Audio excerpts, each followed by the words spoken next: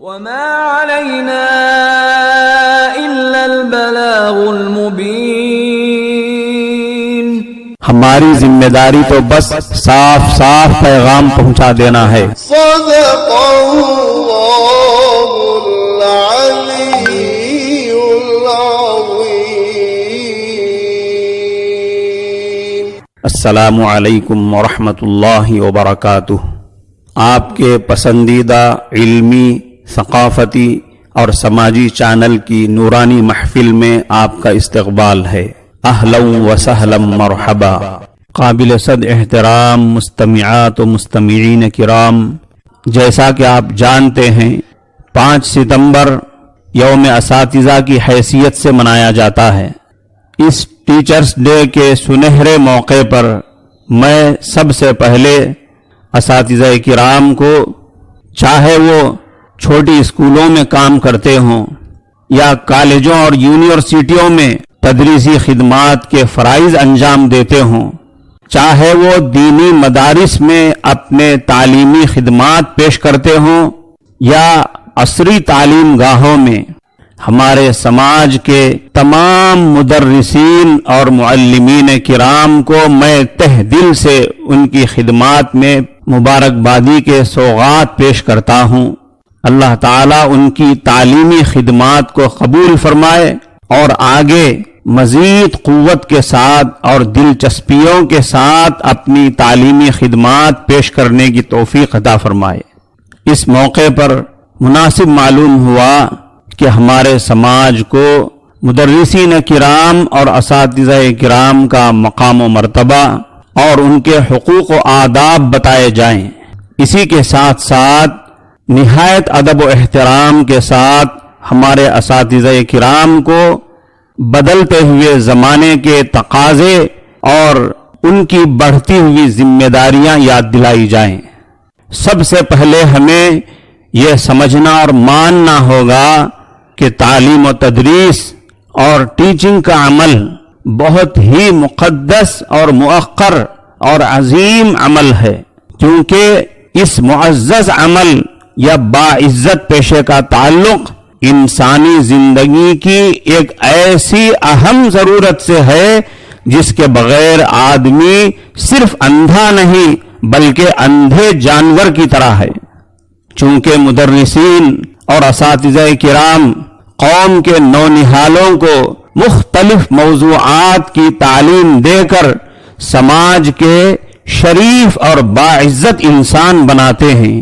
اس لیے ہر مذہب میں اور ہر قوم میں اساتذہ کو خاص مقام دیا جاتا ہے اور انہیں عزت کی نگاہوں سے دیکھا جاتا ہے.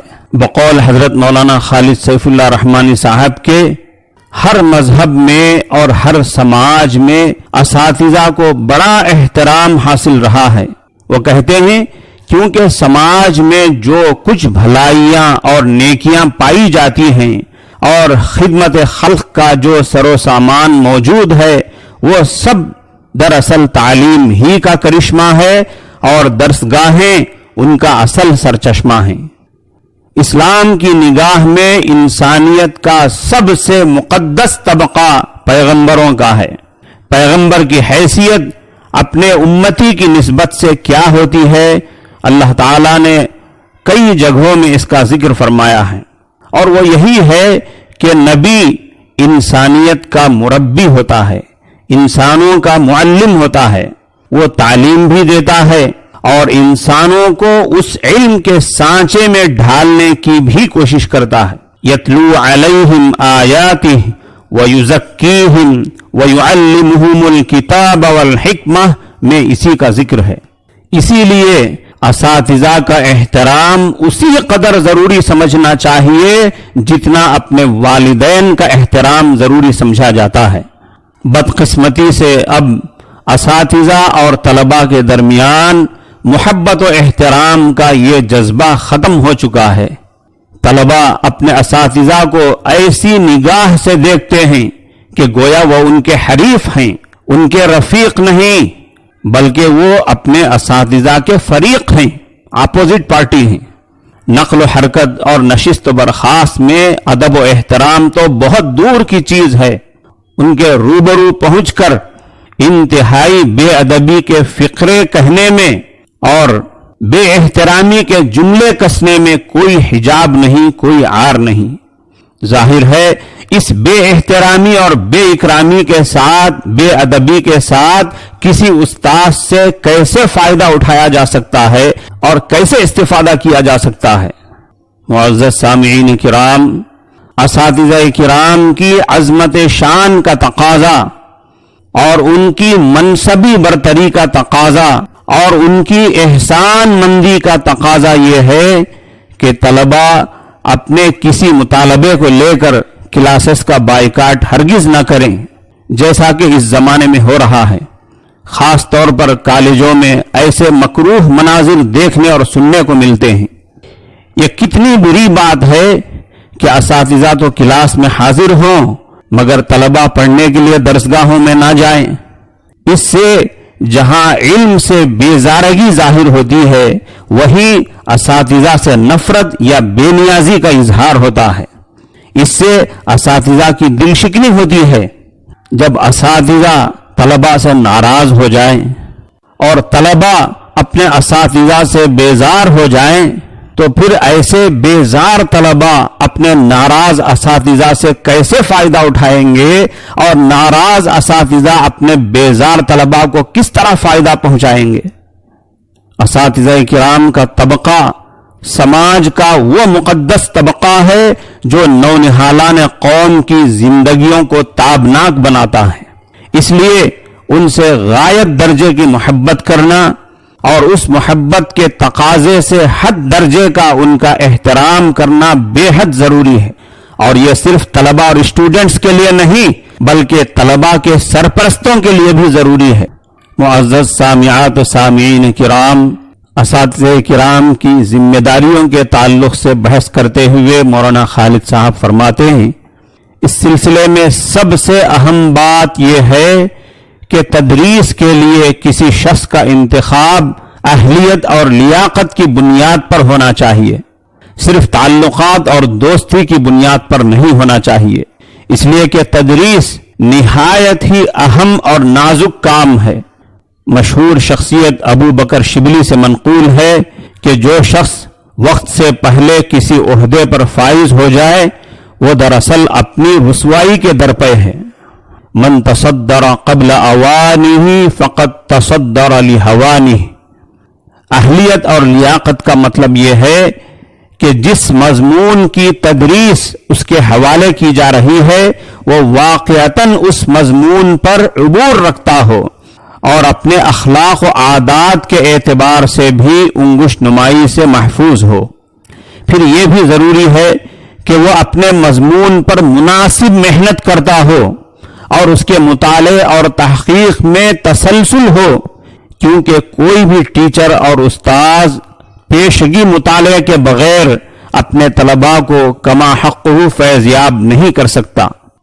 ایک ٹیچر اور استاذ کی ذمہ داری یہ بھی ہے کہ وہ اوقات درس کا پابند ہو، مطلب یہ ہے کہ ریگولیرٹی بھی ہو اور پنکچوالٹی بھی ہو، اپنے وقت کو طلباء کی امانت تصور کرتا ہو۔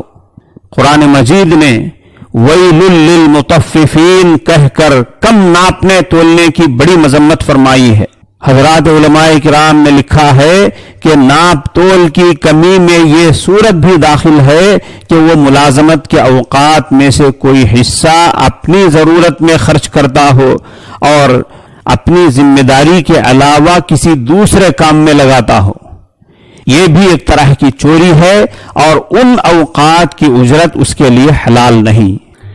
اساتذہ کے لیے یہ بھی ضروری ہے کہ وہ طلباء کی نفسیات کا شعور رکھتے ہوں اور ان کی نفسیات کو پیش نظر رکھتے ہوئے ان کو تعلیم دیتے ہوں۔ حضرت نبی کریم صلی اللہ علیہ وسلم کا مبارک معمول یہ تھا کہ اگر کسی کی غلطی پر ٹوکنا ہوتا تو تنہائی میں توجہ دلاتے، اور اگر کئی افراد کو اس غلطی میں مبتلا دیکھتے تو مجمع عام میں کسی کا نام لیے بغیر مبہم انداز میں توجہ دلاتے کہ کچھ لوگ ایسا ایسا کر رہے ہیں۔ بعض طلبہ بظاہر شرپسند ہوتے ہیں، بڑے شریر ہوتے ہیں، لیکن اگر تنہائی میں بلا کر ان کو سمجھایا جائے، ان کی تفہیم کی جائے اور ان کی ذہانت کو تخریبی کاموں کے بجائے تعمیری کاموں کی طرف موڑ دیا جائے تو بڑی آسانی کے ساتھ ان کی اصلاح ہو جاتی ہے اور وہ قوم کے لیے بڑے مخلص جوہر ثابت ہو سکتے ہیں۔ اساتذہ کے لیے علمی لیاقت کے ساتھ ساتھ اخلاقی اقدار سے بھی متصف ہونا ضروری ہے۔ استاد کو اتنا باوقار ہونا چاہیے کہ اس کی ایک نگاہ سے طلبہ سہم جائیں۔ اگر اساتذہ خود اخلاقی پستی میں مبتلا ہوں، طلبہ سے بے تکلف دوستانہ انداز میں گفتگو کرتے ہوں، ان کے سامنے فحش انداز میں ہنسی مذاق کرتے ہوں، ان کے کردار کو شک و شبہ کی نظر سے دیکھا جاتا ہو اور ان کی زبان سے وقتاً فوقتاً گالی گلوچ والی باتیں نکلتی ہوں تو بجا طور پر طلبہ ان کو اپنا بے تکلف دوست سمجھنے لگتے ہیں اور استاذ کا درجہ دینے کے لیے تیار نہیں ہوتے، کیونکہ یہ فطری بات ہے کہ انسان خود کتنا بھی برا ہو وہ اپنے بزرگوں کو اور اپنے بڑوں کو اس سے پاک دیکھنا چاہتا ہے۔ اساتذہ کرام کی ایک بڑی ذمہ داری یہ ہے کہ جو بچے زیادہ ذہین و فطین ہوں ان کو مزید آگے بڑھنے کا حوصلہ دیں، اور جو بچے پڑھنے میں کمزور ہوں ان کو آگے بٹھائیں اور ان پر زیادہ توجہ دیں، ان پر خاص نظر رکھیں۔ جب اساتذہ کی خاص نگرانی کی وجہ سے اور ان کی خاص دلچسپی کی وجہ سے جب ایسے کمزور بچے آگے بڑھنے لگے، ان کے اندر کچھ ترقی اور تبدیلی نظر آنے لگے تو پھر ان کی حوصلہ افزائی کریں اور یہ کہیں کہ تمہاری حالت پہلے سے زیادہ اچھی بن رہی ہے اور تمہیں اچھے بننا چاہیے اور تمہیں آگے بڑھنا چاہیے۔ جب ایسے غبی اور کمزور بچے اپنے مخلص اور مشفق اساتذہ کی خاص نگرانی کی وجہ سے آگے بڑھ جاتے ہیں تو زندگی بھر ان کو یاد کرتے رہتے ہیں، ان کی تعریفیں کرتے رہتے ہیں اور اپنے ایسے اساتذہ کو دعائیں دیتے رہتے ہیں۔ سامعین کرام، یہ روشن حقیقت ہے کہ سماج اور قوم کی تعمیر میں اساتذہ کا بڑا رول ہے۔ وہ صرف طلبہ کے لیے نہیں بلکہ پورے سماج کے لیے بھی قابل احترام ہیں، لیکن اسی قدر یہ بھی ضروری ہے کہ وہ اپنے مقام کو پہچانیں۔ جیسے وہ اپنے حقوق کے لیے احتجاج کرنے میں ذرا بھی کوتاہی نہیں برتتے، اسی طرح بلکہ اس سے بڑھ کر وہ اپنے فرائض پر بھی نگاہ رکھیں اور خود احتسابی سے غافل نہ ہوں۔ دعا ہے کہ اللہ تعالیٰ ان اساتذہ کرام کی خدمات کو قبول فرمائے، ان کے مسائل کو حل فرمائے اور ان کے مقاصد میں بھرپور کامیابی عطا فرمائے۔ السلام علیکم ورحمۃ اللہ وبرکاتہ۔